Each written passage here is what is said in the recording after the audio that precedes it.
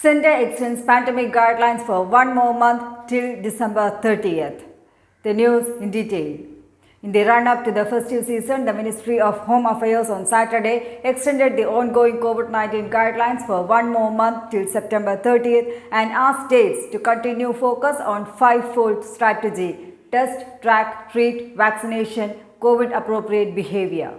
Issuing fresh guidelines, the Centre asked states and union territories to ensure there is no large gathering during the upcoming festival season and, if necessary, impose local restrictions to curb the spread of COVID-19.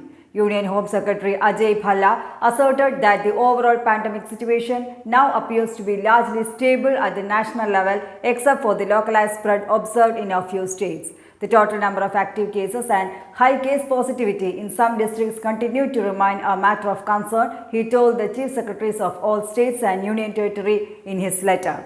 The state governments and union territories administrations concerned having high positivity in their districts should take proactive containment measures so as to effectively arrest the spike in cases and to contain the spread of transmission. It is important to identify warning signs of potential surges early on and to take appropriate measures to curb the spread. This would require a localized approach, as has been mentioned. Advisories dated April 25th and June 28th, he added.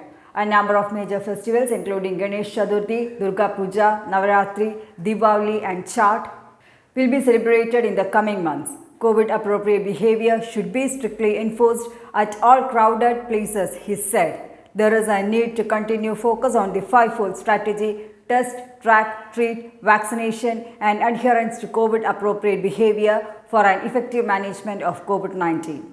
Adherence to COVID-appropriate behavior is essential for tackling the pandemic on a sustained basis, he said, adding that weekly data from states and union territories regarding wearing a face mask, maintaining social distancing, imposition of fines, etc. indicates a downward trend in enforcement. States and union territories are requested to augment their enforcement efforts for effective checking transmission of the disease.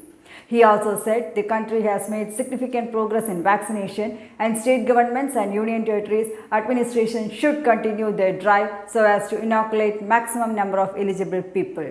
Further, the Home Secretary said it must be ensured that the areas having no virus or low transmissions are adequately protected by progressively ramping up testing and other measures such as monitoring for influenza-like illnesses and severe acute respiratory infection and market surveillance.